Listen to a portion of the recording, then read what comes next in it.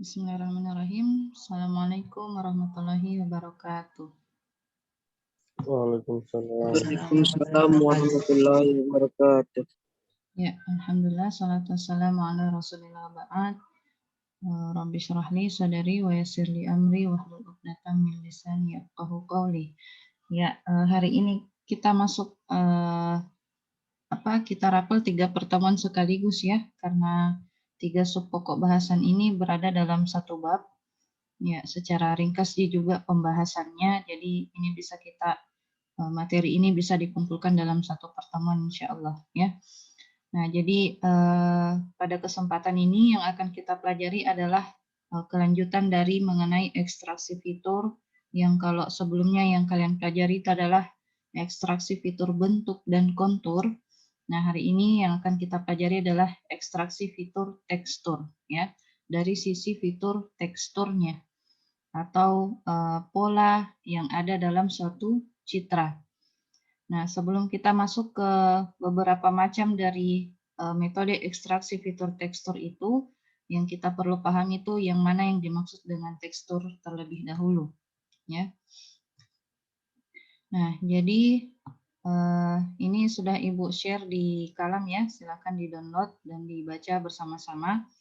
Jadi tekstur itu mempunyai pola-pola tertentu ya, yang kalau bagi kita, bagi manusia itu mudah untuk kita bedakan antara tekstur yang satu dengan tekstur yang lain dengan indera mata kita, indera penglihatan kita. Nah, bagaimana caranya kemampuan manusia ini dapat membedakan pola yang satu dengan pola yang lain bisa kita pindahkan ke dalam aplikasi komputer, maka ditemukanlah salah satu metode ekstraksi fitur tekstur ya dalam pengolahan citra digital khususnya dalam hal pengenalan pola.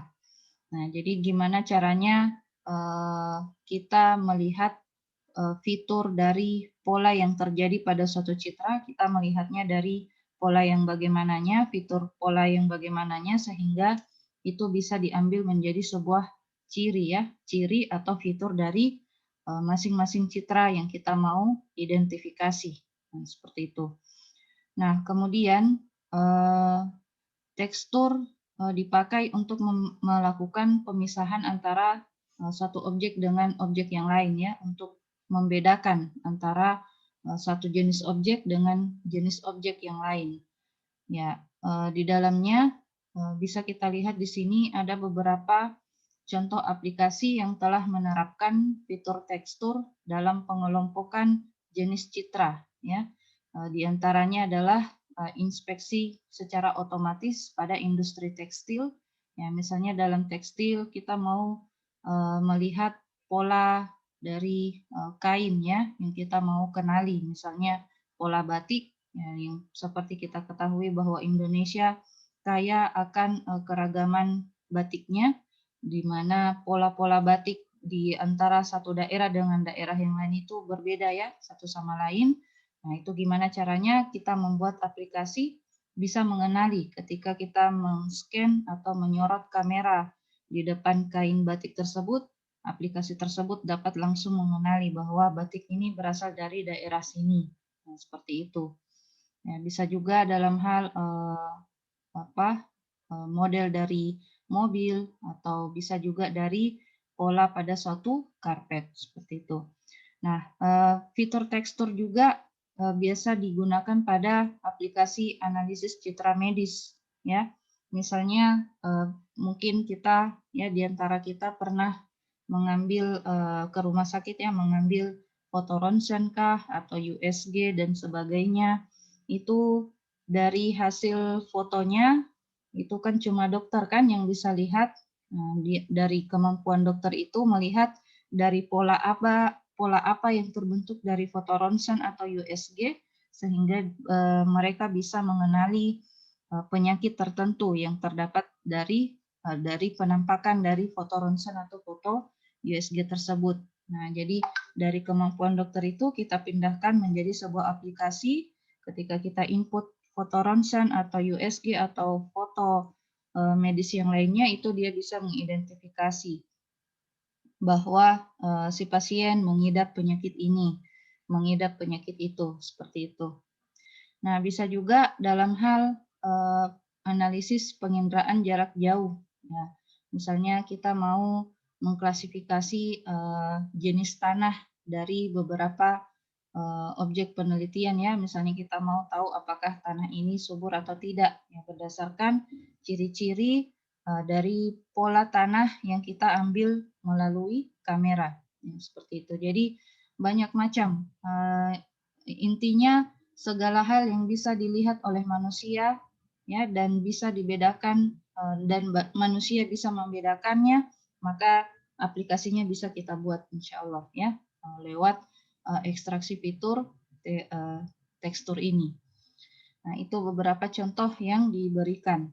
Nah, kemudian kita perhatikan di sini pada gambar 13.1 bahwa ada 3 gambar yang berbeda ini. Nah, inilah yang disebut dengan tekstur ya. Ada yang memiliki tekstur halus, tekstur kasar, dan tekstur teratur.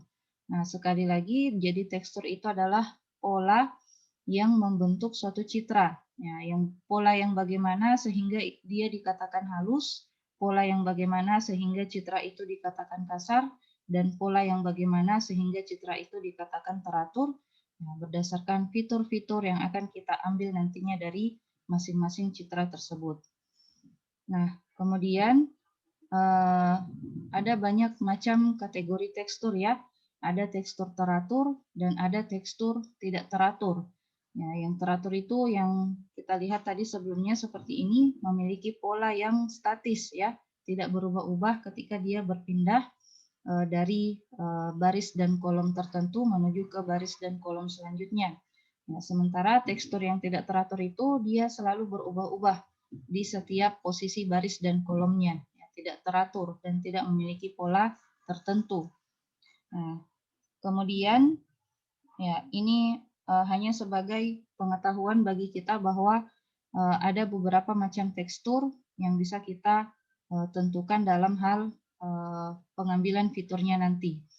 Nah, kemudian untuk tekstur buatan manusia itu biasanya cenderung masuk ke tekstur teratur, ya seperti tadi kayak pola batik, batik kan diciptakan oleh manusia ya, jadi dia bisa membentuk pola yang teratur atau tekstur yang teratur.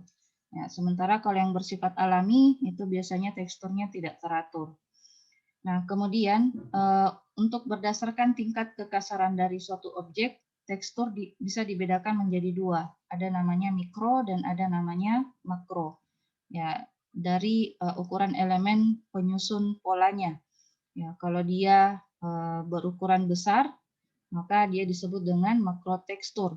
Ya, kalau pengulangan polanya berukuran kecil, maka disebut dengan mikro tekstur. Ya.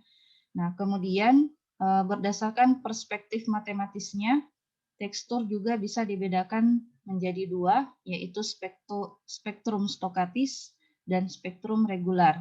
Nah, kalau tekstur stokatis itu biasa disebut juga dengan tekstur statistik ya. Nah, ini salah satu metode yang akan kita gunakan sebentar ini, statistik. Kemudian ada juga namanya tekstur regular, yaitu tekstur yang tersusun atas pola-pola secara periodik. Ya, kita lihat di sini contohnya. Jadi ini adalah tekstur yang teratur, ini tekstur yang tidak teratur. Ini yang bersifat yang diciptakan oleh manusia, ini yang biasanya bersifat alami. Nah, kemudian ini kita lihat ada 2 bentuk ya. Nah, kalau kita lihat ini 2 daun, kalau secara bentuk dia mirip ya, berbentuk love. Nah, kalau kita lihat bentuknya sama, tapi dari apanya kita bisa bedakan? Dari polanya atau dari teksturnya. Nah, jadi dalam hal pemilihan metode ekstraksi fitur dalam pengenalan pola atau pengolahan citra digital, itu kita tidak boleh sembarangan memilih. Ya. Didasarkan pada objek citra yang kita mau teliti. Kalau dari bentuk, maka metode yang kita pilih itu kurang tepat ya, karena kalau dari sisi fitur bentuk, maka kedua daun ini, kedua objek ini dikatakan sama nantinya. Nah, jadi bagaimana caranya supaya bisa dibedakan atau bisa menghasilkan klasifikasi yang berbeda, maka kita ambil dari fitur polanya atau teksturnya. Karena meskipun bentuknya sama, tapi pola dan tekstur yang ada pada daun tersebut terjadi perbedaan ya, sehingga dari fitur tekstur atau fitur polanya tersebutlah sehingga kita bisa membedakan antara daun yang satu dengan daun yang lain. Nah, seperti itu. Jadi dalam hal penerapannya nanti, misalnya kalian akan membuat tugas akhir yang berjudul pengenalan pola atau pengenalan citra, itu tolong jangan sembarangan ambil metode ya. Istilahnya apa ya? Ya, pokoknya jangan asal-asalan lah, karena nanti itu juga akan dikomentari oleh Bapak dan Ibu penguji jika ditanyakan alasan apa sehingga Anda memilih metode ekstraksi fitur tersebut. Ya, jadi kita harus siapkan jawaban. Ya, jadi kalau Anda hanya asal memilih saja, maka ya hal itu akan memberikan pengaruh pada hasil penelitian Anda dan juga dalam hal penilaian dari Bapak dan Ibu penguji. Nah, seperti itu. Jadi kalau kalian punya objek, yang dari objek itu bisa kita bedakan berdasarkan teksturnya, maka silahkan pilih metode ekstraksi fitur tekstur. Nah, kalau dari bentuknya saja sudah bisa kita bedakan antara objek yang satu dengan objek yang lain, maka silahkan ambil metode ekstraksi fitur bentuk. Nah, seperti itu. Dan ekstraksi fitur-fitur yang lainnya. Ya. Nah, kemudian diharapkan dari perbedaan antara tekstur yang satu dengan tekstur yang lain, maka bisa kita bagi menjadi 3 golongan. Ya. Ada namanya metode statistis, ada namanya metode struktural, dan ada namanya metode spektral. Nah, untuk metode statistis itu nanti namanya adalah ekstraksi fitur tekstur berbasis histogram. Jadi dari berdasarkan pola histogram yang disajikannya, maka kita bisa mengenali atau membedakan antara citra yang satu dengan citra yang lain. Bisa juga dengan metode struktural, ini kita pakai metode Lacunariti namanya. Kemudian metode spektral, ya ini namanya metode GLCM ya, atau Gray Level Concurrence Matrix.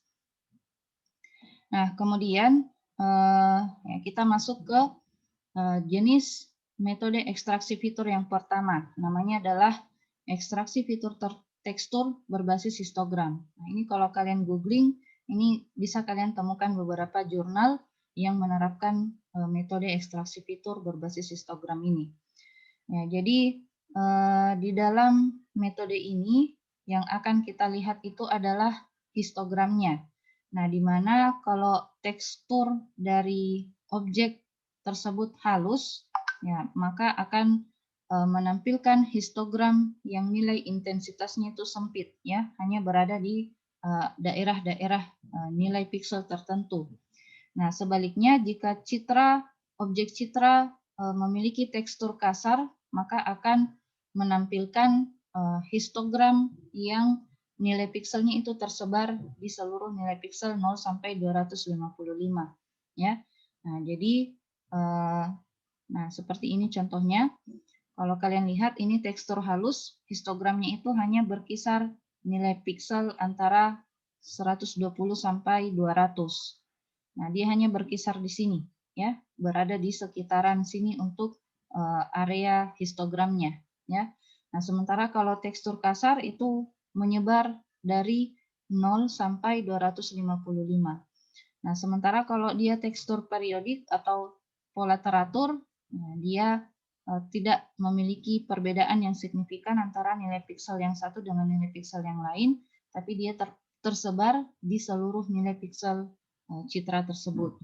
Nah, jadi dari perbedaan histogram ini kita bisa mengambil nilai fitur untuk membedakan antara tekstur yang halus dengan tekstur yang kasar. Ya, begitu juga dengan tekstur dengan pola teratur dengan pola yang tidak teratur. Nah, adapun fitur pertama yang bisa kita hitung dengan cara statistis ini adalah namanya fitur prarata intensitas ya. Prarata intensitas artinya kita mengambil nilai rata-rata dari nilai piksel. Nah, jadi nilai piksel dikali dengan berapa jumlah kemunculan dari nilai piksel tersebut. Nah, itulah fitur rata intensitas pada ekstraksi fitur histogram ini. Kemudian fitur yang kedua namanya adalah deviasi standar.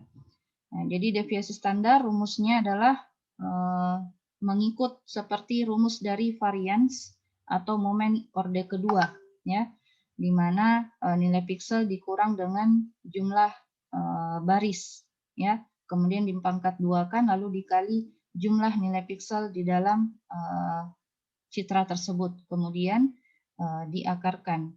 Nah, itulah yang namanya fitur deviasi standar. Nah, kemudian fitur yang ketiga, jadi fitur itu namanya ciri ya, persamaannya adalah ciri. Ciri yang ketiga atau fitur yang ketiga adalah skewness, yaitu ukuran ketidaksimetrisan terhadap rata intensitas. Nah, jadi rumusnya nilai piksel dikurang dengan jumlah baris, dipangkat tigakan, lalu dikali dengan jumlah nilai piksel yang kita mau hitung skewness-nya. Nah, jika dari nilai skewness ini nanti ada nilainya negatif atau positif. Ya, jika nilainya negatif, memberikan arti bahwa kecerahan dari citra tersebut condong ke kiri, ya. Nah, kemudian kalau positif berarti kecerahannya condong ke kanan. Artinya nilai sebaran histogramnya itu berada di daerah sebelah kanan. Kalau negatif berarti kecerahannya berada di nilai piksel yang sebelah kiri. Nah, seperti itu. Kemudian ciri yang keempat atau fitur yang keempat untuk ekstraksi fitur histogram ini ada namanya energi. Ya, energi ringkas saja rumusnya ya, jumlah piksel jumlah masing-masing nilai piksel dipangkat duakan. Maka itulah nilai dari fitur energi dari suatu citra. Kemudian ada juga ciri yang kelima, namanya adalah entropi. Ya, entropi itu menunjukkan kompleksitas dari citra. Nah, rumusnya adalah di depannya ada nilai minus, lalu jumlah nilai masing-masing piksel dikali dengan logaritma 2 dari jumlah nilai piksel itu sendiri. Nah, kemudian semakin tinggi nilai entropi menunjukkan bahwa semakin kompleks citra tersebut. Ya, artinya pola yang ada di dalam itu semakin kompleks. Ya, ada banyak macam pola di dalamnya. Artinya dia semakin tidak teratur. Ya, kalau entropinya rendah, maka ya, kompleksitasnya juga rendah. Artinya pola yang ada di dalamnya itu tidak banyak juga. Artinya cenderung memiliki tekstur yang halus. Ya, seperti itu. Nah, kemudian ciri selanjutnya bisa kita gunakan dari fitur kehalusan atau kekasarannya. Ya, dengan rumus kita melibatkan dari fitur deviasi standar yang sebelumnya tadi dengan cara 1 kurang 1 per 1 tambah deviasi standar pangkat 2. Ya, seperti itu. Jadi R itu menunjukkan jika rendah menunjukkan bahwa citra memiliki intensitas yang kasar. Nah, kalau dia tinggi berarti citra tersebut memiliki intensitas yang halus. Nah, seperti itu. Nah, adapun listingnya bisa kita lihat di sini. Namanya adalah stat tekstur, artinya tekstur secara statistik ya. .m. Ini silakan kalian copy. Cuman tolong perhatikan pada saat kalian nanti mengeksekusi listing tersebut, ini tolong perhatikan selalu di bagian keterangannya ya, yang di bagian atas. Itu citra inputannya dia citra apa? Citra jenis apa? Apakah citra biner atau citra keabuan ataukah citra berwarna? Nah, karena terkadang kalau Anda tidak memperhatikan ini akan menghasilkan listing yang error ya, atau ada pesan error biasanya. Ya, jadi itu bagaimana kalian bisa mengambil nilai fitur dari suatu citra dengan cara salah satu metode ini yaitu statistik atau berbasis histogram. Itu dia harus menggunakan citra berskala keabuan. Ya, gimana caranya? Ya, tinggal kalian lihat saja dari penampakannya keabuan, kemudian dari nilai pikselnya kalau di MATLAB ya, kalau di MATLAB itu dia sudah tidak ada lagi kali 3 di pada nilai piksel citranya. ya, misalnya seperti ini. Kita eksekusi dulu stat teksturnya. Nah, di sini dia pakai citra apa? Nah, jadi dalam listing ini sudah ada ya, sudah include dengan masing-masing fitur yang akan kita dapatkan nantinya. Ya, ada namanya new atau tadi deviasi standar, bukan ya, yang paling pertama tadi, kemudian deviasi standar, ada juga skewness, ada juga energi, kemudian entropi, dan terakhir adalah smoothness atau kehalusan atau kekasaran dari citra tersebut. Nah, kemudian nanti akan ditampilkan nilai masing-masing fitur atau ciri dari citra tersebut. Nah, di sini yang akan kita ambil fiturnya adalah sidikjari.png. Nah, jadi sekali lagi citra yang akan kita ambil fiturnya ini adalah citra skala keabuan.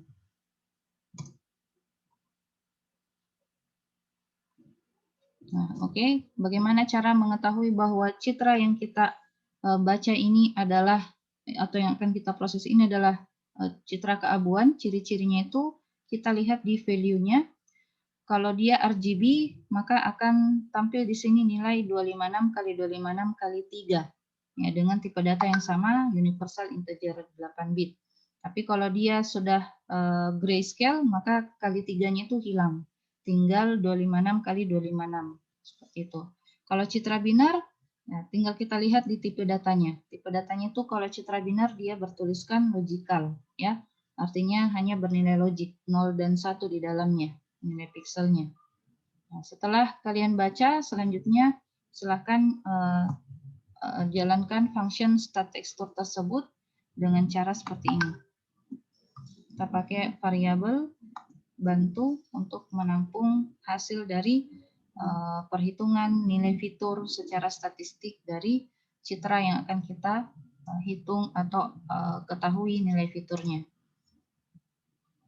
Nah, ini kalau ada pesan seperti ini, silakan klik aja change ya, change foldernya.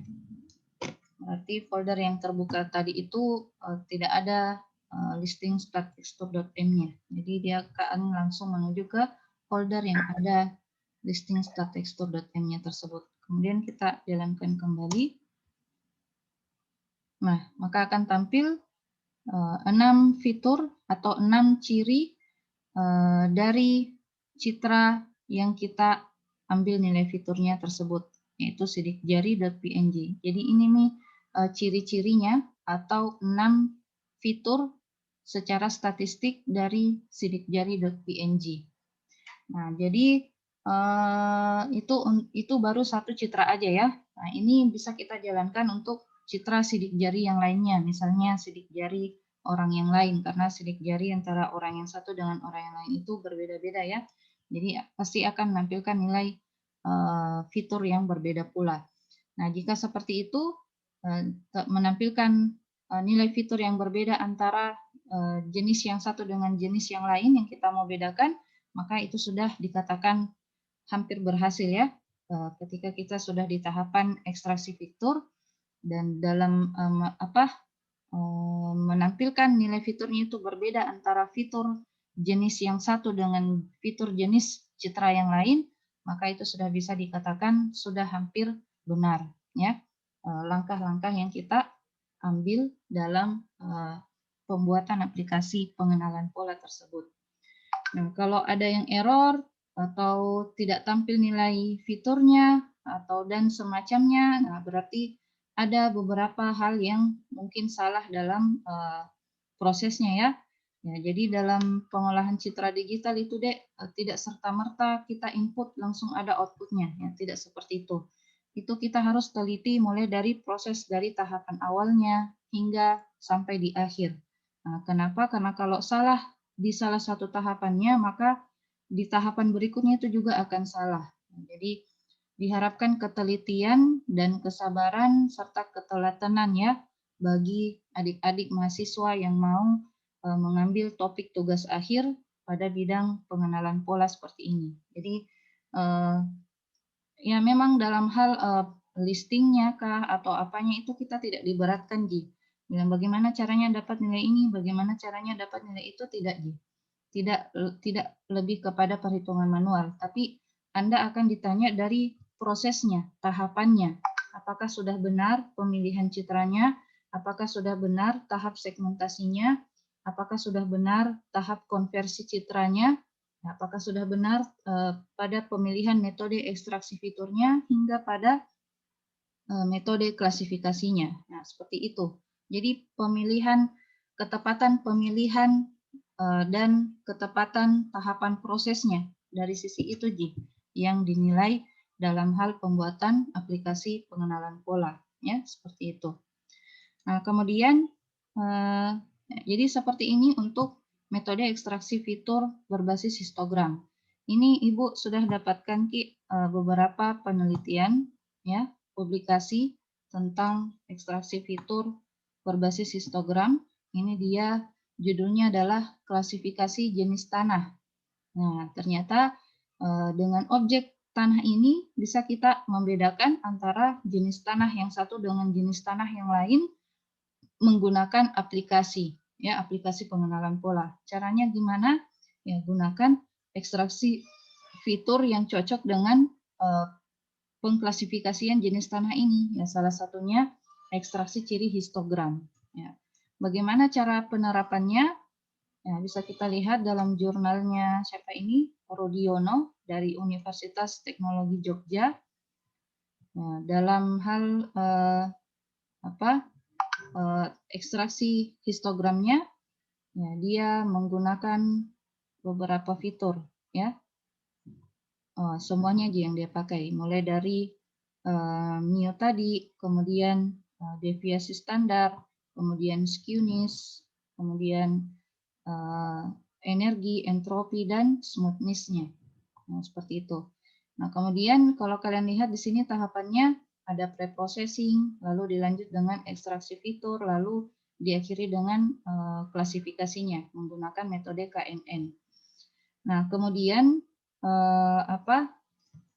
ya, dalam hal pemilihan rumusnya sama aja ya semua. Kalau kita pakai histogram, ya berarti itu juga rumusnya. Nah, cuman dalam hal penerapannya di sini bisa kita lihat dari beberapa daerah yang dia teliti ini juga memiliki perbedaan jenis tanah, ya. Misalnya untuk Kedung Waringin ini ada 2 jenis tanah di daerah tersebut. Di daerah Babakan cuma 1 jenis tanah, Madura 1 jenis tanah, kemudian di Langensari juga 1 jenis tanah. Nah, jadi dia bikin aplikasi yang bisa mengidentifikasi atau mengklasifikasikan jenis tanah yang ada pada daerah tersebut. Seperti itu. Jadi ini dia ilustrasi pengambilan data citranya. Ya, dia ambil dari kedalaman tertentu, lalu dia ambil gambar atau citra tanahnya, ya, dari kedalaman tertentu. Nah, dari gambar atau dari citra tanah tersebut, maka aplikasinya bisa mengidentifikasi bahwa tanah ini adalah tanah humus, tanah ini adalah litosol, tanah ini adalah fosfolik, dan sebagainya. Nah, seperti itu. Nah, kemudian apalagi? Nah, seperti ini. Jadi ini ada tanah litosol, ya, teksturnya seperti ini. Ada tanah aluvial, teksturnya seperti ini. Ya, cenderung kasar ya dibanding tanah litosol yang kita lihat dan memiliki perbedaan warna juga. Kemudian ada juga tanah potsolik merah kuning, nah, bentuknya seperti ini teksturnya. Kemudian tanah humus, ya. Jadi dari teksturnya itu bisa kita bedakan antara citra yang satu dengan citra yang lain. Nah, sekali lagi pada ekstraksi fitur histogram ini citra yang kita bisa ambil nilai fiturnya apabila citra yang diinput adalah citra yang grayscale, ya, atau keabuan. Jadi dalam tahapan preprocessingnya ini semua citra yang tadi, ini citra aslinya dalam bentuk masih berwarna atau RGB, itu dikonversi menjadi citra grayscale, ya, atau keabuan. Nah, maka keempat jenis tanah ini ketika dikonversi menjadi grayscale itu akan sama ya, artinya sama nilai pikselnya, yaitu 0 sampai 255 dengan dimensi yang sama juga. yaitu 2 dimensi untuk citra grayscale, bukan lagi 3 dimensi. Nah, cuman yang akan menjadi perbedaannya nanti adalah tekstur antara tanah yang satu dengan tanah yang lain. Ya, kalau kita lihat di sini, bagaimana teksturnya, ya mungkin yang akan menjadi agak mirip itu adalah litosol dengan tanah humus ya, karena sama-sama hampir halus. Ya, cuman ada perbedaan di warnanya. Ketika dia dikonversi ke grayscale, litosol pasti penampakannya lebih gelap daripada tanah humus. Nah, seperti itu. Nah, kemudian masing-masing citra tersebut setelah dikonversi ke citra grayscale barulah bisa masuk ke tahapan ekstraksi fitur. Ya, dihitung mu-nya, kemudian deviasi standarnya, skewness, energi, kontras, dan smoothness-nya. Nah, ini kemudian selanjutnya dalam bentuk user interface-nya ya. Ya, untuk pada perkuliahan kita ini Ibu tidak menuntut user interface yang bagaimana sekali yang kalian harus tampakkan, tidak. Yang penting pada akhirnya nanti ini kalian mampu membuat aplikasi yang ada fungsi inputannya, ada fungsi prosesnya, dan ada fungsi outputnya. Ya, cukup 3 itu saja. Ya, jadi, nah, untuk hasil akhirnya bisa kita lihat di sini yang punya penelitian menunjukkan hanya berupa apa ini dengan nilai K3. Oh, ini pakai KNN tadi ya. Jadi dia bisa mengenali tanah PMK atau tidak. Jadi kalau dia bisa mengenali maka dia kasih beri checklist, atau jika benar outputnya maka dia kasih nilai benar. Jika yang diinput tanah humus tapi outputnya bukan tanah humus, maka diberikan keterangan salah atau false. Nah, sehingga dihitung berapa nilai kebenaran dari aplikasinya dibagi dengan jumlah total data ujinya yaitu 20, maka segitulah akurasi dari aplikasi tersebut. Ini dari 20 citra yang dia uji, cuma 12 citra yang benar ya, memberikan hasil output yang benar. Maka akurasinya adalah 12 bagi 20 kali 100%, hasilnya 60%. Nah, adapun errornya itu yang kita hitung adalah kesalahannya. Ada berapa jumlah kesalahan outputnya? Ada 8 dibagi total data uji, yaitu 20 kali 100%, hasilnya 40%. Nah, jadi boleh dikatakan aplikasi ini masih butuh perbaikan untuk kedepannya ya, untuk penelitian lanjutan, karena dalam bidang pengolahan citra nanti akurasi mencapai 75% baru bisa dikatakan baik ya. Maksudnya itu baik ya, sudah bisa diterapkan di masyarakat. Tapi kalau masih di bawah 75% maka tidak boleh dulu diterapkan di masyarakat. Maka alangkah lebih bagus lagi kalau hampir 100% ya. Walaupun tidak mungkin juga kita mencapai 100%, ya pastilah ada salah satu yang mungkin akan menghasilkan output yang salah, ya, karena namanya juga ciptaan manusia, pasti ada yang salah, seperti itu. Nah, jadi seperti itu gambaran untuk ekstraksi fitur histogram, ya, cukup mudah. Kita tinggal menginput saja citra dalam bentuk grayscale, lalu jalankan function start teksturnya, kemudian dapatkan output dari nilai fitur tersebut. Nah, kemudian kita melangkah ke metode yang kedua, namanya adalah, nah ini contohnya ya, yang di dalam materi ini ada citra tekstur halus, kasar, dan citra teratur. Ini memiliki nilai fitur masing-masing yang berbeda ya. Jadi kalau sudah tampak perbedaan seperti ini, maka sudah bisa kita lanjutkan ke tahap klasifikasi seperti itu. Artinya bisa dibedakan antara objek yang satu dengan objek yang lain yang memang objeknya berbeda seperti itu. Nah, kemudian tekstur yang kedua, ini ada tekstur loss. Ini adalah salah satu tahapan dalam segmentasi ya, bukan dalam ekstraksi fitur. Segmentasi itu artinya kita mau mengubah atau dia berada dalam tahapan pre-processing. Ya, misalnya seperti ini kalian lihat. Nah, ini citra Lena. Ya, citra Lena yang kalian lihat ada di sebelum-sebelumnya tadi, materi sebelumnya. Citralina kita ubah bagaimana sehingga dia menampakkan hasil seperti ini. Nah, ini namanya texture loss. Artinya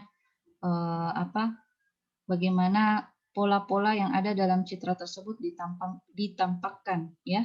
Nah, itu salah satu tahapan preprocessingnya. Tapi kalau tidak butuh penampakan polanya dari suatu citra, ya, tidak perlu kita lakukan hal ini. Ya, kalau dibutuhkan, silahkan pakai texture loss ini, seperti itu.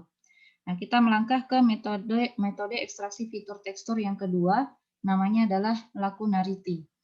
Nah, lacunarity di sini dia menggunakan konsep ukuran fraktal. Ya, fraktal itu kalau dalam istilah medis kayak telapak tangan, ya, fraktal, untuk memperoleh fitur tekstur. Jadi dalam satu citra itu kan ada beberapa jumlah, terdiri atas beberapa jumlah baris dan kolom.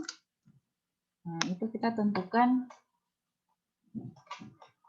ukuran fraktal berapa agar menjadi suatu ciri atau fitur dari citra yang kita mau ambil fitur lacunarity-nya.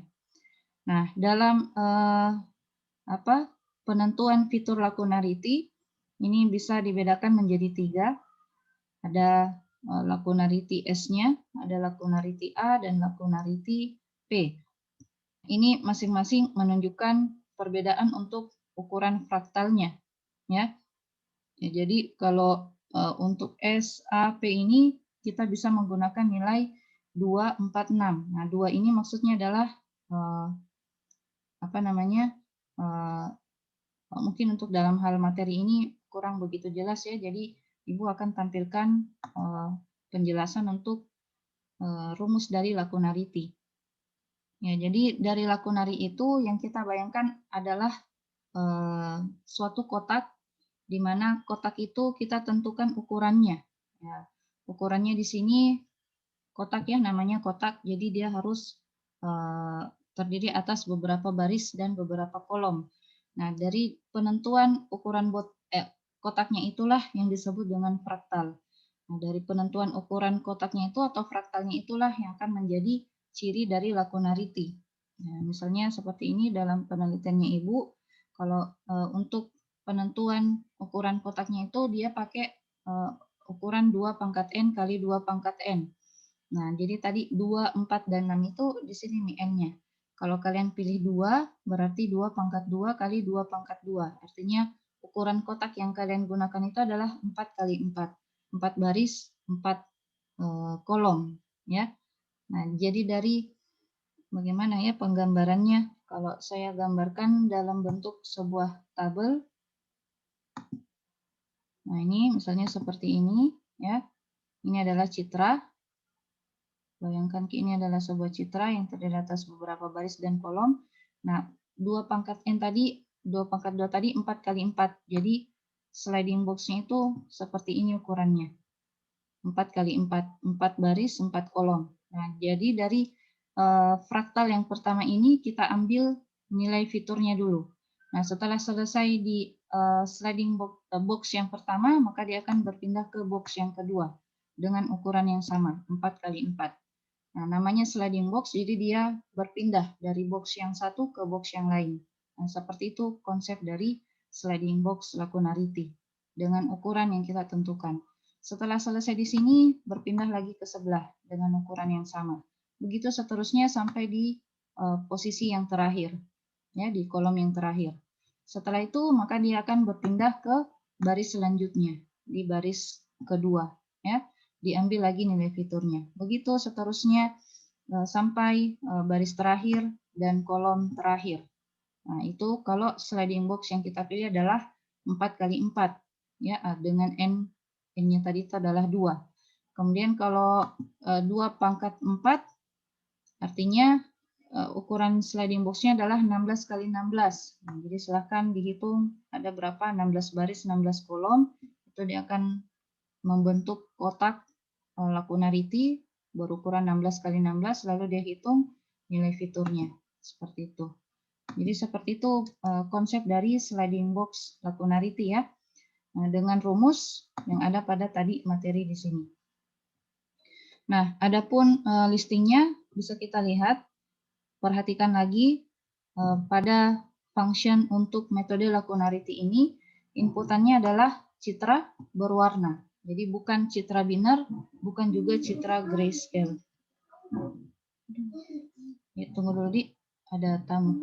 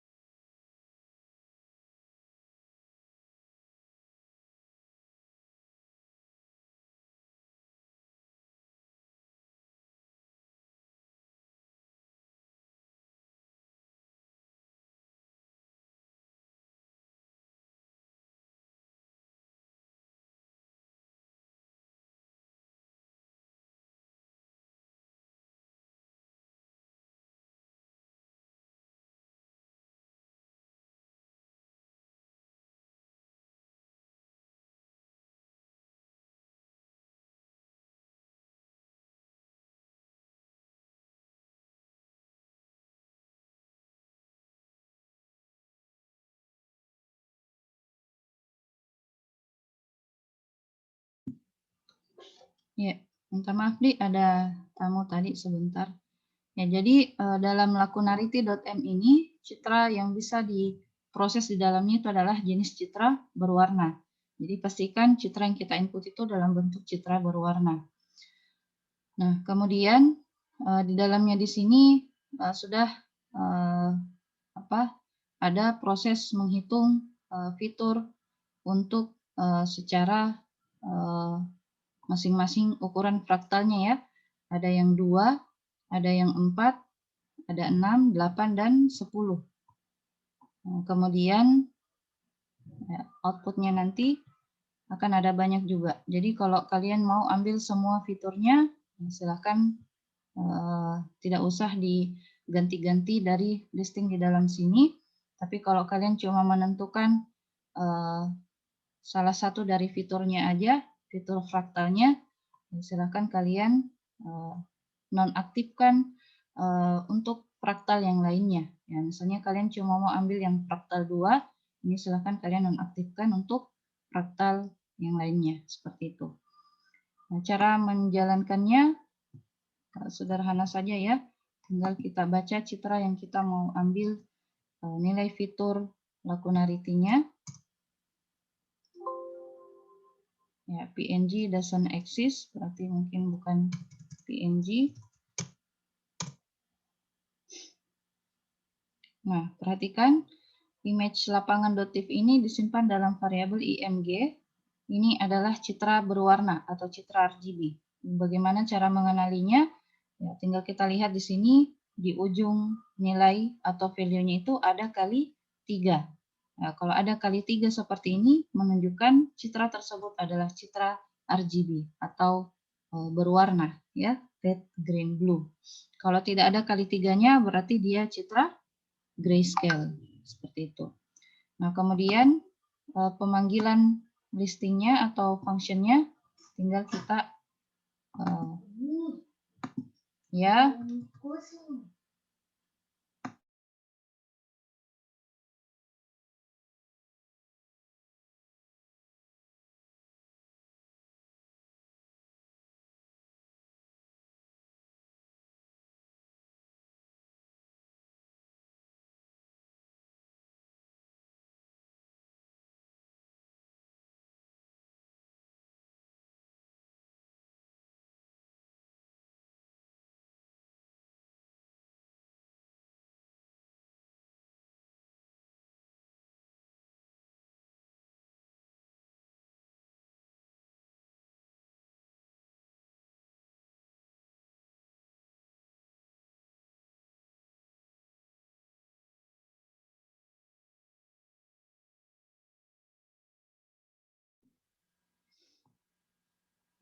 Sampai mana nih tadi? Lakunarity ya.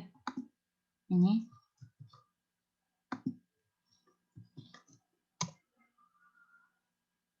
Nah, maka akan tampil nilai lakunarity untuk citra lapangan detik tadi. Untuk melihat bagaimana nilai yang ada di dalam variabel G ini, tinggal kita klik 2 kali pada workspace. Kemudian akan muncul jendela variabel G. Nah, jadi ada apa? Ada beberapa fitur di dalamnya. Ada lakunarity S, A, kemudian fraktal 2, 4, 6, dan 8 serta 10. Untuk melihat nilai yang ada di dalamnya, kita klik saja, nah, kemudian akan tampil nilainya seperti itu. Ya. Nah, jadi ini nilai fitur dari citra lapangan .tif. Ada banyak ya, karena dia ambil semua nilai lakunarity-nya. Nah, selanjutnya seperti itu juga lakunarity. Adapun dalam penerapannya, ini bisa kita lihat ya di judul ini. Sampai ke atas ini. Fitur dimensi fraktal dan lakunarity untuk klasifikasi daun. Nah, jadi objek daun itu bisa kita ambil fitur lakunarity-nya berdasarkan ukuran fraktal ya, fraktal yang ada pada daun, tekstur daun. Jadi dari tekstur daun itu berdasarkan fraktal atau sliding box yang kita tentukan tadi, maka akan menentukan atau mendapatkan nilai dari masing-masing fraktal di dalam objek daun tersebut, sehingga ketika berbeda teksturnya atau berbeda polanya, maka akan menghasilkan juga nilai fraktal yang berbeda. Seperti itu. Ini diteliti oleh kampus mana ini? Institut ITS ya, ITS Surabaya. Ini bisa kalian lihat nanti dalam penelitiannya, dia bagaimana penerapan lakunarity-nya. Nah, ini objeknya. Jadi ada beberapa daun itu dari bentuknya, tapi dari bentuknya juga dari bentuk tulang daun ya. Kalau kita berbicara tulang daun, artinya teksturnya ya, tekstur di dalam daun ini yang akan kita ambil nilai fiturnya. Nah, jadi dari posisi masing-masing tulang daun ini akan memberikan nilai fitur fraktal lakunarity yang berbeda antara daun yang satu dengan daun yang lain. Seperti itu. Nah, seperti ini. Bisa juga seperti ini dari teksturnya. Ya, kalau dari segi tulang daun itu hampir mirip, tapi dari segi tekstur itu akan memberikan nilai fitur yang berbeda. Ya. Nah, jadi dari ukuran sliding box yang kita tentukan, semakin kecil sliding box-nya, maka akan menghasilkan lebih banyak lagi nilai fitur di dalamnya. Nah, seperti ini contoh untuk dimensi fraktalnya ya. Ya. Oh, ini untuk dimensi Euclid. Euclid itu adalah salah satu metode klasifikasi dalam pengenalan pola. Nah, ini dia lakunarity-nya, pembahasan lakunarity-nya. Ya, lakunarity sebagai deskriptor tekstur. Nah, jadi lakunarity yang rendah menunjukkan bahwa tekstur bersifat homogen. Ya, jadi kalau nilai lakunarity-nya itu rendah, menunjukkan tekstur di dalam objeknya itu bersifat homogen, artinya memiliki pola yang teratur. Nah, sebaliknya kalau lakunarity-nya tinggi, menunjukkan bahwa tekstur di dalam objek citranya itu bersifat heterogen, artinya terdapat banyak pola di dalam, artinya tekstur yang tidak teratur. Nah, seperti itu.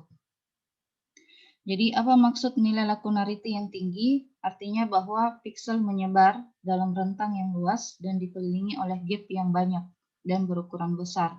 Artinya banyak pola di dalam objek tersebut. Ya. Nah, kemudian adapun jadi dalam lakunarity itu terjadi khilafiyah ya, ada yang pakai istilah gliding, ada juga yang pakai istilah sliding ya. Tapi pada dasarnya sama aja artinya. Artinya dia bergeser antara kotak yang satu menuju ke kotak selanjutnya, atau box yang satu ke box selanjutnya. Nah, jadi ini sliding box yang berukuran fraktal 2, artinya 2 baris 2 kolom ya. Begitu seterusnya seperti yang Ibu jelaskan tadi. Nah, adapun rumusnya dia pakai yang seperti ini, kemudian menampilkan nilai lakunaritinya seperti ini.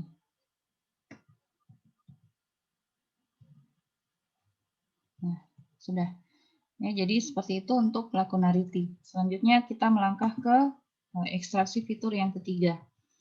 Nah, di yang ketiga ini namanya adalah Gray Level Co-occurrence Matrix. Nah, ini yang paling banyak diterapkan dalam penelitian pengenalan citra ya. Apa itu Gray Level Co-occurrence Matrix? Yaitu matriks co-occurrence berskala keabuan. Nah, jadi kalau dari namanya saja ini berarti citra apa yang bisa diproses dalam metode ekstraksi fitur GLCM ini, Dek? Citra apa yang bisa dia proses?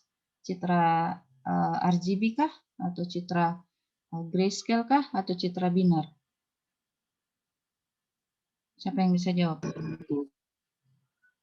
Grayscale, Bu. Iya, grayscale. Siapa yang menjawab ini? Parit, Bu. Parit, oke. Ya, benar ya. Karena dari namanya aja, gray level. Abu-abu. Ya, abu-abu. Berarti citra yang bisa diproses dalam metode GLCM ini adalah citra keabuan. Bukan citra RGB, bukan juga citra binar. Jadi kalau citra asli kalian dalam bentuk RGB, ya tolong jangan lupa dikonversi dulu ke grayscale. Baru boleh masuk ke GLCM. Nah, apa itu GLCM? Jadi ini adalah salah satu metode ekstraksi fitur tekstur yang menggunakan pola spasial, ya. Nah, kemudian pada perhitungan fiturnya dia menggunakan orde kedua. Ya, orde pertama itu tadi yang kita pakai statistika, yang histogram tadi. Nah, pada GLCM ini dia pakai orde kedua. Nah, orde kedua itu turunan dari orde pertama. Jadi kalau kalian lihat rumusnya itu agak jelimet sedikit. Ya, tapi dalam hal perhitungannya nanti Ibu akan berikan penjelasan lebih lanjut agar bisa kalian mudah memahaminya. Nah, sebelum kita masuk ke fiturnya, perlu kalian ketahui bahwa dalam metode GLCM ini ada beberapa sudut yang bisa kita gunakan.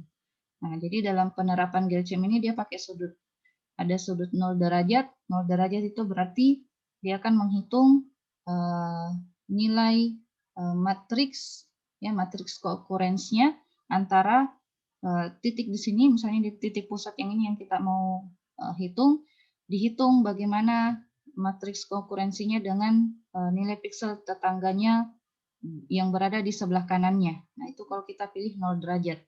Tapi kalau kita pilih 45 derajat, berarti yang kita hitung co-occurrence-nya adalah antara nilai piksel tersebut dengan nilai piksel di tetangga diagonal kanan atasnya. Nah, kalau kalian pilih sudut 90 derajat, berarti yang kita hitung adalah co-occurrence dari nilai piksel tersebut dengan tetangga atasnya. Nilai piksel tetangga atasnya. Nah, begitu juga dengan 135 derajat, berarti yang kita hitung co-occurrence-nya adalah nilai piksel tersebut dengan nilai piksel tetangga di diagonal kiri atasnya. Nah, jadi sudut ini menentukan tetangga yang mananya yang kita mau hitung co-occurrence-nya. Apakah di sebelah kanannya, diagonal kanan atasnya, atau sebelah atasnya, atau sebelah kiri atasnya. Nah, jadi dari penentuan sudut ini akan memberikan nilai masing-masingnya, nilai fitur co-occurrence masing-masingnya. Nah, kemudian Ibu langsung menuju ke perhitungannya ya, penjelasan lebih lanjut untuk GLCM ini. Nah, jadi dalam ilustrasi tekstur tadi yang seperti Ibu jelaskan bahwa kalau secara bentuk antara citra yang satu dengan citra yang lain ini sama ya, sama-sama bentuk kotak. Nah, bagaimana caranya supaya bisa dibedakan? Nah, kita lihat dari teksturnya. Nah, cuman kalau kita lihat secara statistik, artinya kita hitung berapa komponen dari warna hitam dan berapa komponen dari warna putih, itu juga akan menghasilkan nilai yang sama. Kenapa? Karena sama-sama perbandingannya 50% hitam, 50% putih, Begitu juga dengan citra yang di sebelahnya ini. Sama sebaran warnanya ya, 50% hitam, 50% putih. Ini juga 50% hitam, 50% putih. Nah, gimana caranya supaya ini bisa dikatakan atau diklasifikasikan menjadi citra yang berbeda? Maka kita pakai ekstraksi fitur pada orde keduanya ya. Jadi maka muncullah GLCM ini, yaitu metode analisis tekstur citra orde kedua yang didapatkan dengan cara menghitung probabilitas hubungan ketetanggaan antara dua piksel. Nah, itu tadi yang Ibu jelaskan yang secara sudut. Nah, itu namanya probabilitas hubungan ketetanggaannya antara nilai piksel dengan piksel tetangganya dengan penentuan jarak dan orientasi sudut tertentu. Nah, kalau jarak ini kita tentukan berapa jarak dengan tetangganya. Apakah satu? Kalau satu berarti dengan satu tetangga di sebelahnya saja. Tapi kalau kita hitung atau tentukan jarak dua, berarti kita hitung dua tetangganya. Kalau jarak tiga, berarti tiga tetangga yang kita hitung nilai probabilitas hubungan ketetanggaannya. Nah, seperti itu. Adapun sudutnya, seperti yang Ibu jelaskan tadi. Kalau 0 derajat berarti di sebelah kanannya atau kirinya.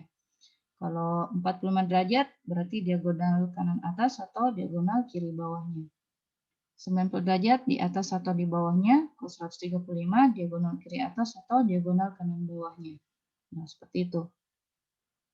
Kemudian langkah-langkah untuk membuat GLCM itu caranya adalah kita misalnya citra yang kita input itu ukurannya 4x4.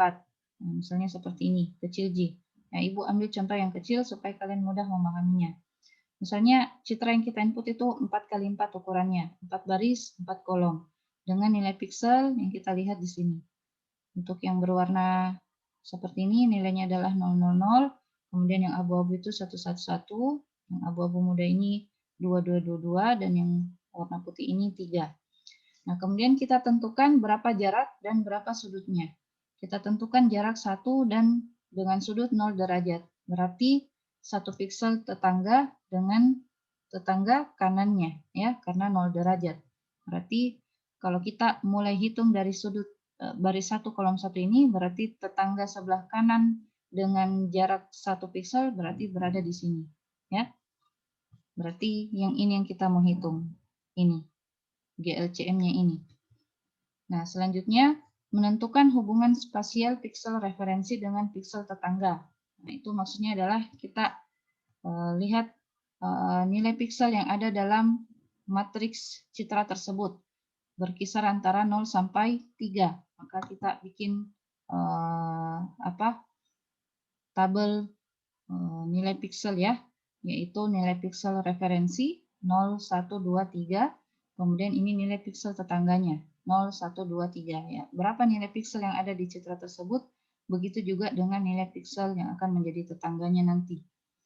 Nah, paham Maki ini dari mana asalnya ini 0, 1, 2, 3? Nah, dari sini ya.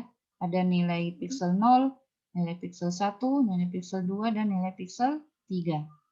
Kalau nilai pikselnya selain dari itu, ya, tergantung dari citra Anda. Kalau di dalamnya 0 sampai 255, berarti nilai yang ada dalam tabelnya ini juga seperti itu, 0 sampai 255. Tetangganya juga seperti itu, 0 sampai 255.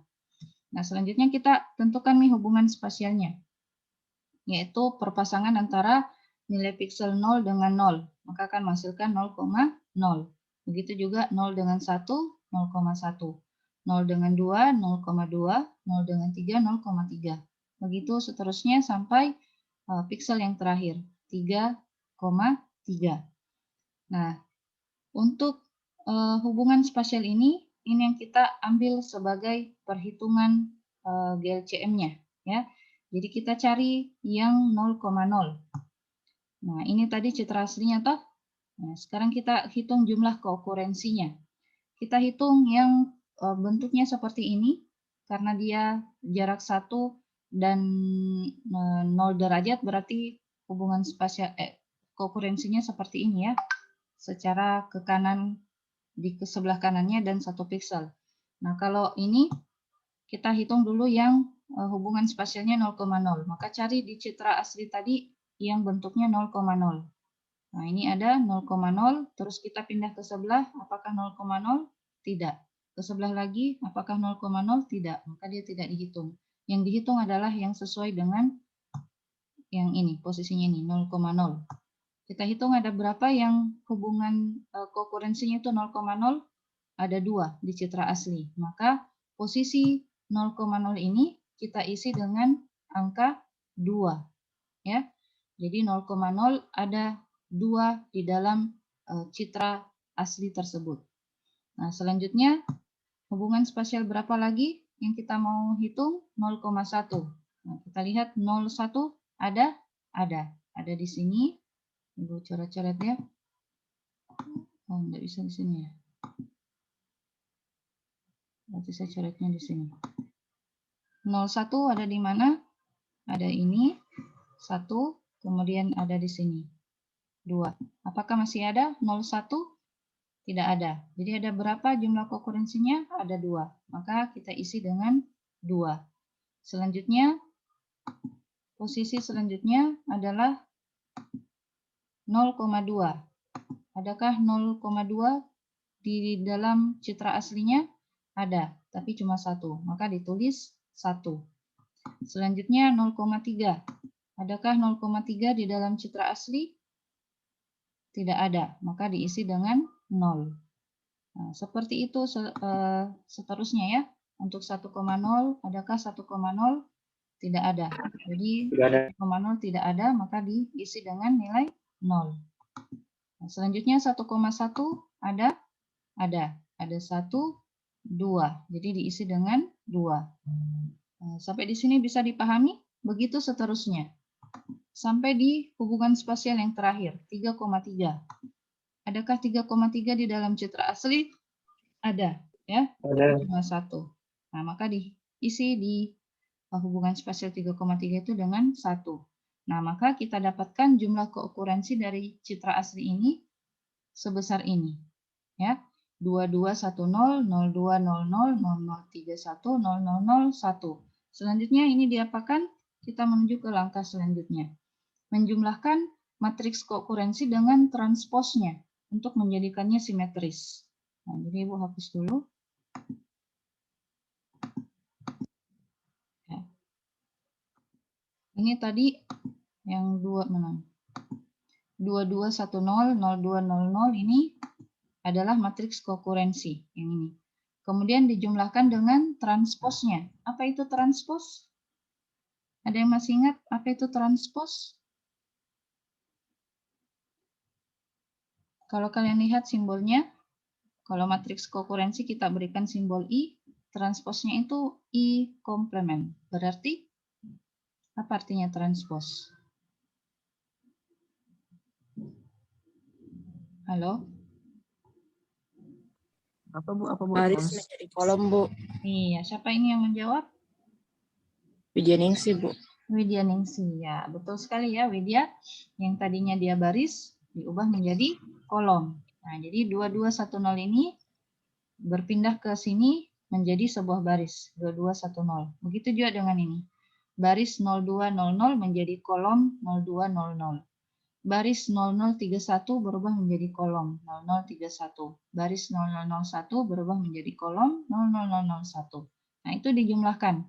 Bagaimana cara penjumlahan matriks? Ada yang masih ingat? Bagaimana cara menjumlahkan matriks? Baris kali kolom, Bu, baru nanti dijumlahkan nih. Baris kali kolom lalu dijumlahkan. Mm-mm. Langsung aja ya. Oh, Kalau iya, Bu. iya. Ya, Rahma ya, Rahma yang menjawab ya. Iya, Bu. Iya, Rahma. Ya, Rahma kalau dia penjumlahan atau pengurangan matriks dipastikan bahwa sama jumlah baris dan jumlah kolomnya. Kalau sama maka bisa langsung saja diproses sesuai dengan posisinya. Ya, itu kalau Oh, iya. penjumlahan dengan pengurangan. Nanti kalau perkalian dan pembagian baru berubah-berubah bentuknya. Nah, jadi sesuai saja dengan posisi masing-masing. 2 tambah 2 hasilnya 4. Ya. 2 tambah 0 hasilnya 2. 1 tambah 0 hasilnya 1. 0 tambah 0 hasilnya 0. Nah, begitu seterusnya sampai baris terakhir kolom terakhir. 1 tambah 1 hasilnya 2. Maka kita akan mendapatkan matriks simetris. Ya. Nah, ini namanya matriks simetris pada langkah keempat ini. Selanjutnya mau diapakan ini matriks simetrisnya? Selanjutnya mau dinormalisasi. Nah, normalisasi pada GLCM ini rumusnya adalah PIJ sama dengan PIJ dibagi sigma PIJ. Nah, artinya PIJ itu adalah rumus normalisasi matriks itu sendiri. Apa itu PIJ? Nilai elemen untuk masing-masing sel dibagi total jumlah seluruh elemen pada matriks simetris tadi. Nah, jadi caranya seperti ini. Nilai elemen ini VIJ. 4 ini VIJ, 2 ini juga VIJ, 1 ini juga VIJ, 0 ini juga VIJ. Ini masing-masing VIJ namanya.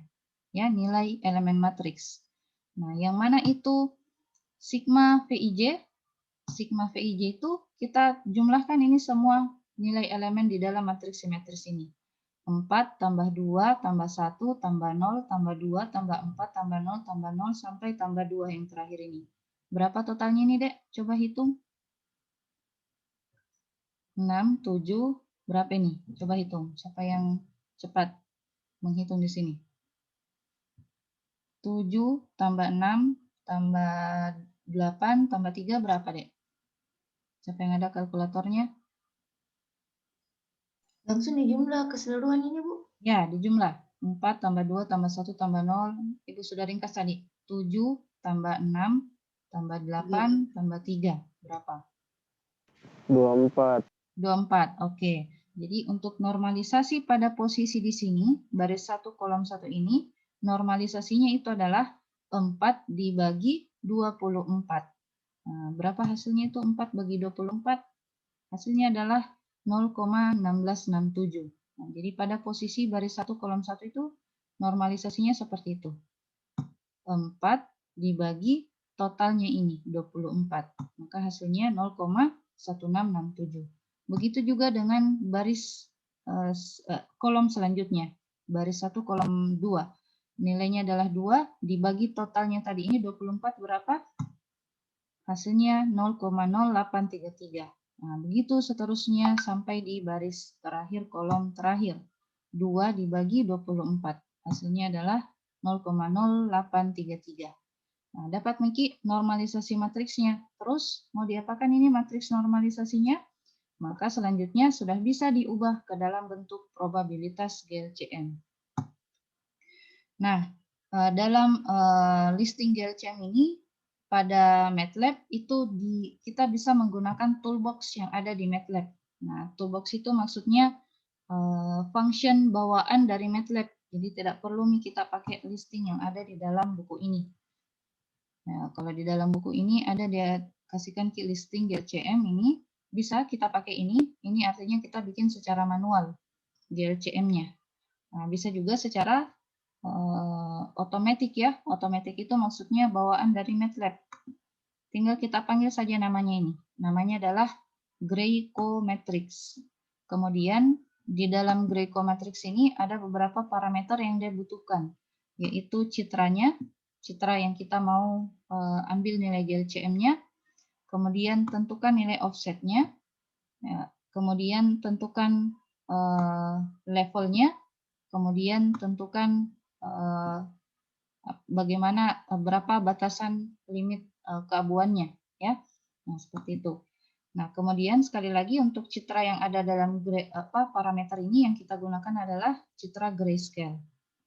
Nah, selanjutnya offset itu adalah parameter matriks ukuran berapa yang kita mau pakai, jarak dan arahnya. Ya, jadi offset ini Ibu ajarkan cara cepatnya ya. Jadi offset kita tentukan, kalau misalnya di sini kalian tentukan 0D, berarti kalian mengambil sudut 0 derajat dengan jarak berapa. Kalau kalian pilih 1, berarti tinggal diganti 1 aja di sini. Jadi offsetnya itu di dalam Grayco Matrix tadi ada 4 pilihan. Ada 01, 01 itu maksudnya sudut 0 derajat dengan jarak 1 piksel. Ya, 1 piksel itu berarti di tetangga sebelah kanannya. Nah, kalau minus 11 Artinya minus 1 itu adalah sudut 45 derajat dengan jarak 1 berarti diagonal kanan atas 1 piksel diagonal kanan atas ya tetangganya. Nah, kalau dia minus 10 berarti 90 derajat. 90 derajat berarti di tetangga kanan atasnya sebesar 1 piksel. Kemudian kalau minus 1 offsetnya, nilai offsetnya berarti diagonal kiri atasnya sebesar 1 piksel. Nah, itu kalau kalian mau tentukan salah satu offsetnya ya. Silakan pilih 01 atau minus 11 atau minus 10 atau minus 1 minus 1. Kemudian setelah kalian tentukan nilai offsetnya, yang kedua adalah 6 levelnya, yaitu kedalaman bit citra. Ya, citra aras gabungan ada yang memiliki kedalaman bit 16, artinya kalau Anda pilih yang bit 16 berarti artinya kita pilih 4 bit, artinya kita isi di situ 6 levelnya adalah 4. Nah, seperti itu di sini, 4 ya. Menunjukkan itu adalah 16 bit. Nah, kemudian setelah kita panggil ini Greyko matriksnya, maka untuk mendapatkan nilai fiturnya untuk semua GLCM itu tinggal kita panggil nama fungsinya adalah Greyko props ya. Kemudian panggil kita tadi variabel yang Greyko matriks tadi. Yang ini GLCM kita simpan dalam variabel GLCM. Lalu diikuti dengan properties. Propertiesnya itu nilai fitur yang mana yang kita mau ambil. Apakah kontrasnya, apakah korelasinya, ataukah energinya, atau homogenitinya, dan seterusnya. Nah, jadi ada berapa macam fitur dalam GLCM ini? Ada banyak macam, ya. Jadi kalau yang tadi kita lihat di histogram ada 5 ya atau 6. Nah, kalau di sini itu adalah turunan dari fitur statistik yang pertama tadi itu. Jadi ada namanya ASM, ada namanya entropi, tapi entropi di sini dia pakai orde yang kedua ya namanya. Kemudian ada kontras, lalu ada MX dan MY ini, SS dan SY ini untuk perhitungan korelasi ya. Kemudian ada juga homogen ya sampai situ. Ada juga namanya heterogen tapi Ibu tidak tampilkan. Jadi itu fitur yang bisa kita dapatkan dari GLCM. Adapun perhitungannya bisa kita lihat di sini contohnya pada ASM. Fitur ASM itu adalah untuk mendapatkan satu fitur namanya energi. Jadi untuk mendapatkan energi itu didapatkan dari akar dari ASM. Nah, caranya nilai piksel pangkat 2 itu dijumlahkan ya. Dijumlahkan setiap baris dan kolomnya. Jadi I itu baris, J itu kolom. Lalu dipangkat 2-kan. Nah, ini sebenarnya sudah ada Ibu berikan simulasi di bagian GLCM-nya aja. Ya, kenapa ini GLCM Ibu berikan perhitungannya secara detail? Ya, karena ini adalah metode yang Ibu gunakan pada penelitian tesisnya Ibu ya, waktu Ibu ambil S2. Tunggu, tersimpan di mana gitu? Ada di sini kayaknya.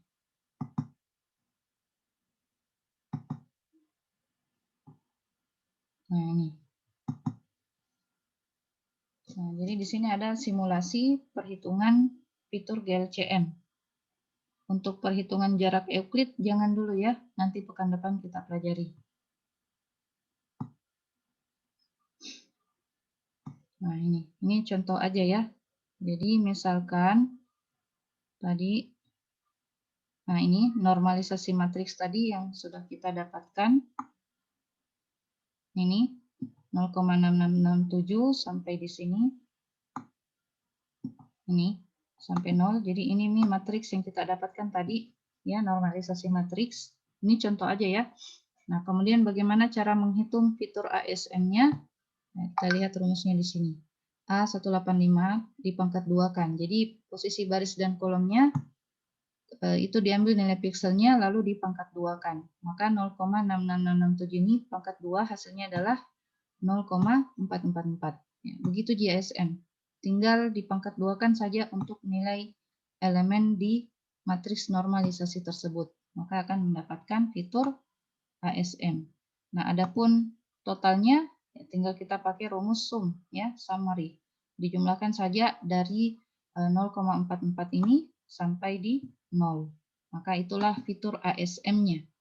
Nah, untuk energi tadi rumusnya adalah akar dari ASM. Maka rumusnya adalah SQRT dari ASM. Jadi berapa akarnya ini, maka itulah nilai fitur energinya. Nah, jadi dari satu kali perhitungan ini 2 fitur kita dapatkan, fitur ASM dan fitur energinya. Selanjutnya fitur entropi. Nah, rumusnya itu adalah untuk masing-masing elemen ini rumusnya adalah A185. Berarti dari sini matriks normalisasinya dikali logaritma dari nilai piksel itu sendiri. Maka hasilnya minus 0,11739.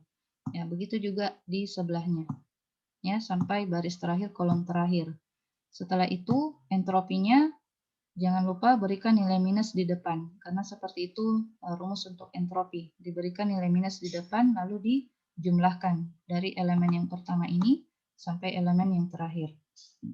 Nah, maka hasilnya 0,8098. Nah, itu fitur yang ketiga. Selanjutnya, fitur yang keempat dari Gantt-CHAM ini namanya adalah kontras. Ya, cara mendapatkan elemen di matriks kontras ini rumusnya adalah diikuti posisi baris dan kolom ya. Perhatikan ini, ketika dia berpindah ke sebelah, apanya yang berubah? Posisi kolomnya. Ya, jadi yang di depan ini, angka yang di depan ini adalah baris, yang di belakang ini adalah kolom. Nah, jadi posisi baris dikurang posisi kolom, pangkat 2, lalu dikali nilai elemen dari normalisasi matriks tadi. Nah, seperti itu. Jadi, 1 kurang 1 pangkat 2 kali nilai elemen pada baris 1 kolom 1 0,66667. Hasilnya adalah 0. Kenapa 0? Karena 1 kurang 1 0. 0 pangkat 2 0. Dikali berapapun hasilnya 0. Nah, berpindah ke sini berubah nilai posisi kolomnya. Jadi 1 kurang 2. Berpindah ke sini berubah nilai kolomnya. Jadi 1 kurang 3. Kalau dia berpindah ke sini, nilai barisnya berubah dan kembali menjadi kolom 1. Jadi 2 kurang 1. Kalau di sini 2 kurang 2, 2 kurang 3, sampai di sini 4 kurang 4. Karena baris 4 kolom 4. Begitu seterusnya. Kemudian untuk jumlahnya ya kita pakaikan saja rumus summary atau sum. Dijumlahkan dari elemen pertama sampai elemen terakhir. Maka didapatkan fitur yang berikutnya yaitu fitur kontras. Nilainya adalah 3,375. Nah, selanjutnya MX, MY, SX, dan SY ini adalah rumus untuk mendapatkan fitur korelasi. Ya, fitur korelasi ini dia pakai C204. Ya, berarti 204 yang ini. Total MX yang dia pakai korelasi. Kalau homogen dia pakai A185, dia pakai yang normalisasi tadi. Jadi MX, MY ini digunakan pada korelasi ya. Jadi C21 dikurang C204 kali 1 kurang ini total MY dikali elemen dari normalisasi matriks yang pertama tadi. Nah, kemudian perhatikan lagi ke sebelah apa yang berubah? Posisi kolomnya lagi. Jadi ini yang di depan ini menunjukkan baris, yang di belakang ini menunjukkan kolom, posisi kolom. Kemudian dikali dengan elemen normalisasi matriks yang pada posisi yang sama, baris 1 kolom 2 juga. Nah, seperti itu. Berpindah ke sini berubah lagi kolom ketiga, berpindah ke sini berubah lagi kolom keempat. Berpindah ke sini yang berubah adalah posisi barisnya dan kembali menjadi kolom 1. Nah, seperti itu. Berpindah ke bawah, kolom ketiga, baris ketiga, kolom 1, baris 3, kolom 2, dan seterusnya sampai baris 4, kolom 4. Nah, sehingga didapatkan total korelasi, ini tinggal dijumlahkan aja semua ini. Lalu untuk korelasi akhirnya, rumusnya adalah ini dibagi, total korelasi yang tadi ya, dibagi akar dari M204. Nah, yang mana itu M204? Yang ini. SX, ya, total SX dikali total SY. Nah, jadi ini MX, MY, SX, dan SY diperlukan untuk menghitung korelasi. Nah, bagaimana cara menghitung MX? Ya, tinggal ikuti saja rumus yang ada di dalamnya. Nah, ini. 1 dikali nilai elemen di normalisasi matriks tadi. Berpindah ke bawah jadi 2. Berarti angka yang di depan ini menunjukkan posisi baris, ya. MX, X itu baris. Nah, kalau Y ini menunjukkan posisi kolom. Coba berpindah ke sebelah menjadi 2, 3, 4. Berpindah ke bawah kembali lagi menjadi 1 karena kolom 1, kolom 2, kolom 3, kolom 4. Jadi M-nya itu menunjukkan posisi kolom. Nah, kalau SX perhatikan angkanya 1 kurang C204. C204 itu diambil dari sini MX. Jadi 1 kurang total MX pangkat 2 dikali nilai elemen di matriks normalisasi tadi. Berpindah ke sebelah, ya, elemen normalisasi matriksnya aja yang berubah. Nah, berpindah ke bawah, nah, jadi SX itu menunjukkan posisi baris juga, ya, dengan rumus posisi baris dikurang total MX pangkat 2 dikali elemen normalisasi matriksnya. Berpindah ke bawah menjadi 3, berpindah ke bawah jadi 4. Kalau SY posisi kolomnya. Nah, ini 1, 1, 1, 1, berpindah ke sebelah jadi 2. Tapi dikurang dengan total MY, ya. H204 berarti total MY. Begitu seterusnya sampai kolom terakhir. Nah, seperti itu. Bisa dipahami untuk korelasi, itu fitur korelasi. Selanjutnya fitur homogen, rumusnya adalah nilai elemen masing-masing normalisasi matriks dibagi. Nah, perhatikan kini untuk homogen, apanya yang berubah. Ya, dibagi 1 tambah 1 kurang 2 ketika dia berpindah ke sebelah. Kurang 3, kurang 4. Kalau berpindah ke bawah, nah berarti untuk homogen, ini rumusnya nilai elemen masing-masing normalisasi matriks dibagi 1 tambah posisi baris kurang posisi kolom dipangkat 2 kan. Nah, seperti itu rumus untuk fitur homogen. Kemudian totalnya tinggal dijumlahkan aja. Nah, seperti itu simpelnya untuk perhitungan fitur dari GLCM. Nah, itu kalau ukurannya 4x4, ya mudah aja. Nah, cuman bagaimana kalau ukurannya lebih dari 4x4? Nah, seperti ini. Ukuran 160x118, ya silahkan serahkan pada MATLAB untuk menghitungnya. Jangan pakai kita. Jadi, ini hanya Ibu berikan saja sebagai contoh buat kalian bagaimana cara mendapatkan nilai fitur dari GLCM. Nah, selanjutnya itu kalau kalian mau pakai cara ringkas menggunakan toolbox pada MATLAB ya. Tapi kalau kita mau pakai yang ada dalam buku, boleh juga. Namanya adalah glcm.m. Di dalam glcm.m ini sudah ada semua rumus, semua fitur ya. Mulai dari fitur ASM, apalagi kontras, lalu IDM, entropi, apalagi korelasi, kemudian dan seterusnya. Jadi 5 fitur yang ditampilkan dalam listing glcm.m ini.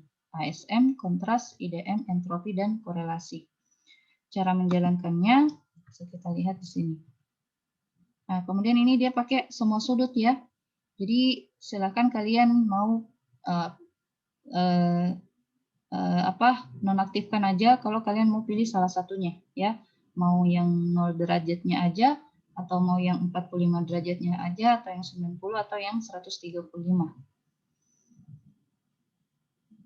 Nah, cara menjalankannya seperti ini. Nah, ini dia pakai batik. Kayaknya nggak ada batik di sini deh. Nggak ada. Coba batik datif. Atau kita pakai citra lain aja. Nggak ada ya. Di folder image-nya Ibu memang nggak ada citra batik. Jadi kita pilih citra yang lain aja. Grayscale ya. Jadi GLCM itu yang bisa kita ambil nilai fiturnya adalah citra skala keabuan. Kita lihat yang mana yang ada skala keabuannya. Ini aja ya, hipomoea. Hipomoea.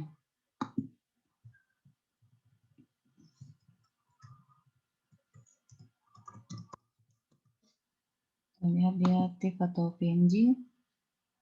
TIFF. Sudah. Ini namanya batik. Oh, dia masih apa ini? Oh, dia sudah grayscale media. Sorry. Kita cari yang berwarna kalau gitu. Ini aja, Vicus ya. Ini dia dari citra RGB ke grayscale. Jadi citra aslinya RGB. Jadi kita pakai begini. Tapi kalau citra aslinya sudah grayscale memang ya enggak usah ada ini RGB to gray. Ya, tapi ini Ibu kasih contoh saja. Bukan TIFF, berarti PNG.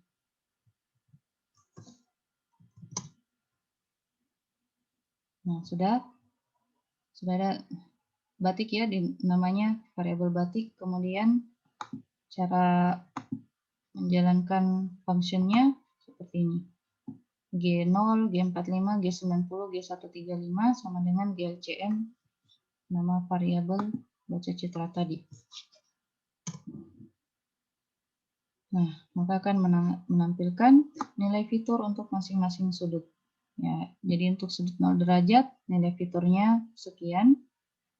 Fitur 45 derajat sekian, 90 derajat sekian, dan 135 derajat sekian.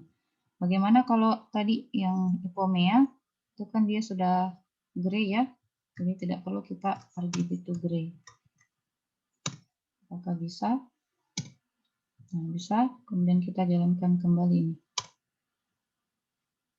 Nah, maka akan menghasilkan nilai fitur untuk hipomoea. Ini 0 derajat, 45, 90, dan 135. Nah, jadi kesimpulannya untuk ekstraksi fitur ini adalah mulai dari ekstraksi fitur bentuk, kontur, apalagi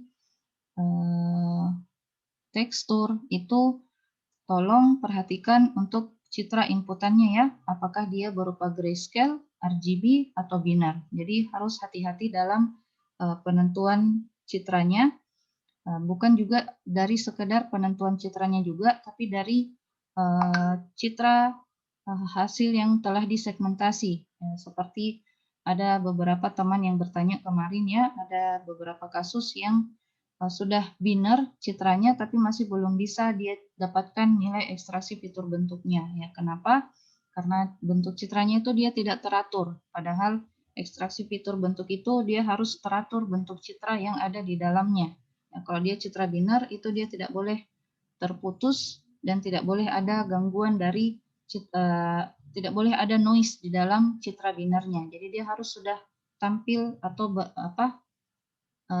berbeda antara objek dengan latar belakangnya seperti itu. Jadi memang untuk masuk ke tahapan ekstraksi fitur ini, citra yang kita gunakan itu sudah benar-benar harus fix. Artinya sudah tidak ada noise, kemudian sudah benar konversinya, dan sudah benar inputan citranya.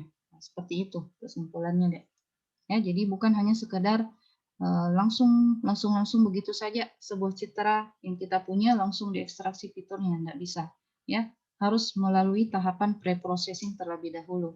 Dihilangkan noise-nya kah, atau dikonversi dulu kah, ataukah disegmentasi dulu kah, dan seterusnya seperti itu.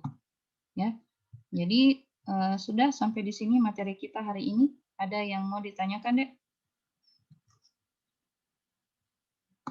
Ya, 3 subpokok bahasan dalam satu pertemuan. Ada yang mau ditanyakan? Cuma 21 orang ya yang hadir. Yang lain mungkin nggak sempat. Nggak ada yang mau ditanyakan? Tidak tertidur gini semua. Tidak, Bu. Sorry. Lagi, Bu. Iya. Sorry ya tadi pagi itu Ibu tidak kasih kabar karena kewalahan sama anak bayi sendiri. Ya, nggak ada Ji yang mau ditanyakan, sudah paham ya? Jadi Enggak ada, Bu. Enggak ada. iya. Jadi kalau ke depannya kalau kalian menemukan masalah dalam tahapan ekstraksi fitur, jangan sungkan-sungkan bertanya sama Ibu ya. Nanti Ibu carikan solusi dan mohon maaf bila agak lambat responnya Ibu ya dikarenakan karena ya banyak ya masalah pribadi sih sebenarnya banyak anak yang Ibu urus jadi slow respon juga. Tapi jangan ragu-ragu bertanya karena Ibu suka mahasiswa yang seperti itu artinya dia tinggi ya rasa ingin tahunya. Berarti dia tertarik, ada ketertarikannya dalam bidang pengenalan pola. Sudah ada bibit-bibit untuk mengambil topik tugas akhir di bidang pengenalan pola ini.